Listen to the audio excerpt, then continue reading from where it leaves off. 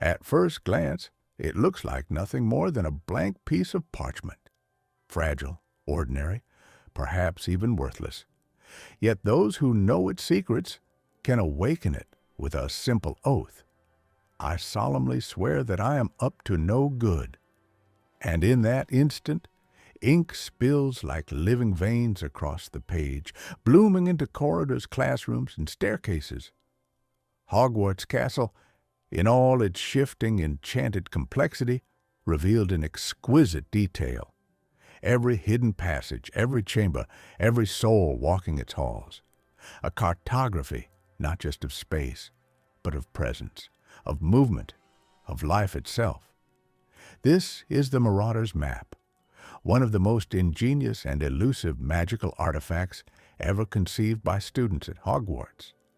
Unlike the Philosopher's Stone or the Deathly Hallows, its creation did not demand lifetimes of mastery or divine intervention. Instead, it was born from youthful mischief, audacity, and genius. But how did four boys, James Potter, Sirius Black, Remus Lupin, and Peter Pettigrew, achieve what no great wizard in history is recorded to have done? How did they bend the enchantments of Hogwarts to their will and leave behind a map that would outwit professors, pranksters, and dark wizards alike? Tonight, we uncover the story of its creation. Welcome to the Forgotten Mage.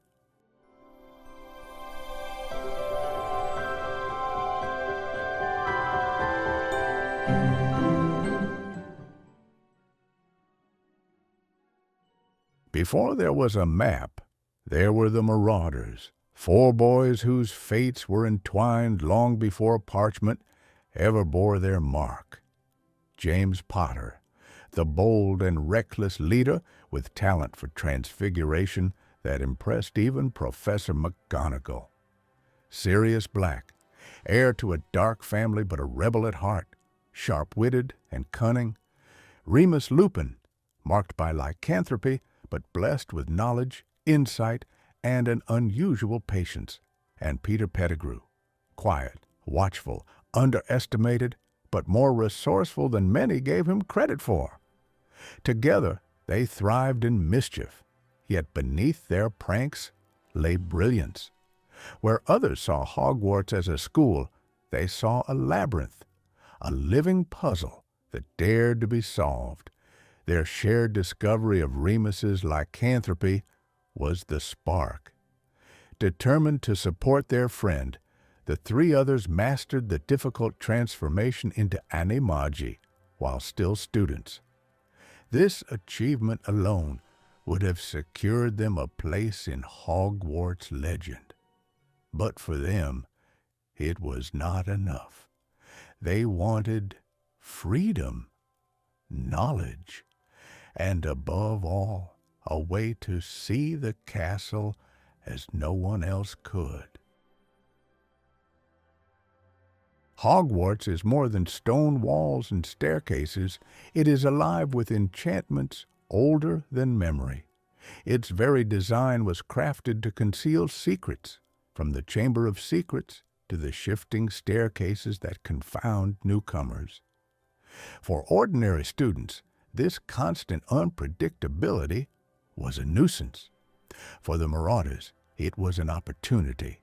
Filch, the caretaker, prowled the halls at night, his knowledge of shortcuts and secret doors making him a formidable adversary. The invisibility cloak, which James possessed, was powerful, but even it could not protect them forever. They needed an edge. Thus came the idea, a living chart of the castle, complete with every passage, every watchful presence, and every secret. Not just a tool to evade Filch, but a map to unlock the entire spirit of mischief. This was not a casual project. To create the Marauder's Map required magic bordering on the impossible. Yet for the Marauders, impossibility was a challenge worth embracing. To understand the Marauder's map is to grasp its impossible complexity. First, the enchantment of spatial mapping. Hogwarts is not static. Staircases shift, doors appear and vanish. Rooms, like the Room of Requirement, defy ordinary logic. The map not only reflected these changes, but did so in real time. Such magic goes beyond ordinary cartography charms, which merely sketch layouts. It suggests the Marauders tapped into the very wards of Hogwarts, hijacking its enchantments of self-awareness. Second, the enchantment of tracking. Every student, teacher, ghost, and creature within Hogwarts appears on the map, identified by name. This is extraordinary. Most tracking spells require a direct target, a specific individual, often linked by blood, belonging, or magical signature.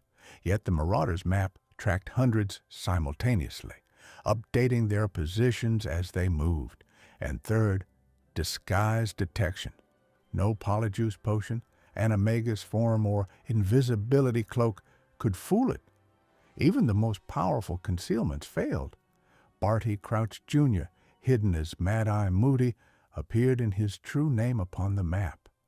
Peter Pettigrew, hiding as Scabbers the Rat, was exposed. The map was not tricked by surface forms, but revealed truth at its core. This suggests the Marauders developed enchantments on a level few wizards could hope to achieve, ones tied not just to magic, but to the identity of the soul. How could students still in their teenage years manage such feats? Remus's scholarly mind was vital. In his endless reading, he unearthed obscure detection charms and magical theories long overlooked. James and Sirius, daring and inventive, pushed these theories into practical spells. And Peter, underestimated though he was, provided the subtlety, the patience required to weave countless charms into one coherent whole. The foundation may have begun as a parchment enchanted with a simple tracking charm, but over years, through trial, error, and collaboration, the artifact grew in power. Each prank, each adventure, each narrow escape from Filch or a professor refined their work. Their animagus transformations, too, were crucial. As animals, they explored the castle unseen, finding paths and passages no human would discover. The secret tunnels to Hogsmeade, the unused chambers, even the shrieking shack, all charted firsthand. The map was not built in one night. It was crafted across years, a living project born of friendship and daring.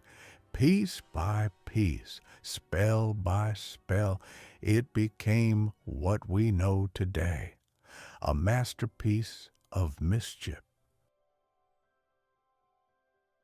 Every great magical artifact has a key, a phrase or gesture that unlocks it. For the Marauder's map, the key was wit. I solemnly swear that I am up to no good, a phrase that bound the user to the Marauder's spirit. Not simply a password, but a declaration of intent. To access the map was to align oneself with mischief. And when finished, the command, Mischief Managed. With this, the parchment sealed itself, erasing all traces of what had been revealed. There is brilliance in this choice. The map was more than a tool. It was an extension of their identity. Even their language was laced with rebellion, humor, and defiance. To close the map was not to end mischief, but to acknowledge it had been carried out successfully. If you could enchant an object with the power of the Marauder's map, to reveal hidden truths or track movements, what would you choose to create and why? Share your thoughts, for mischief, after all, thrives in many forms. The Marauder's map outlived its creators. After the Marauders left Hogwarts, the map was confiscated by Argus Filch. Perhaps he never understood its full power, or perhaps the map hid its secrets too well. For years, it lay forgotten in his drawers of contraband, until one day it found new heirs to mischief, Fred and George Weasley. They uncovered its secrets and wielded it to perfection, proving that the spirit of the Marauders was alive and well in a new generation of pranksters. And from them, it passed to Harry Potter. For Harry, the map was more than a tool for mischief. It became a lifeline. Through it, he saw Peter Pettigrew's betrayal, uncovered truths about Barty Crouch Jr., and navigated Hogwarts in times of darkness. The Marauder's map began as a rebellion against authority, but in Harry's hands it became a weapon against evil. A transformation the Marauders could scarcely have imagined. The Marauder's map is playful in spirit, yet in its essence lies a deeper question. Is it merely a prank, or is it something darker? To see all, to know all, to track every life within Hogwarts. In another context, such magic would be indistinguishable from tyranny. And yet, in the hands of the Marauders, it was freedom, a way to outwit the structures that sought to confine them. For them, surveillance was not a chain, but a key. Perhaps that is the genius of the map. It walks the line between rebellion and authority, prank and power, mischief and mastery. It is a magical paradox, born not of ambition, but of friendship.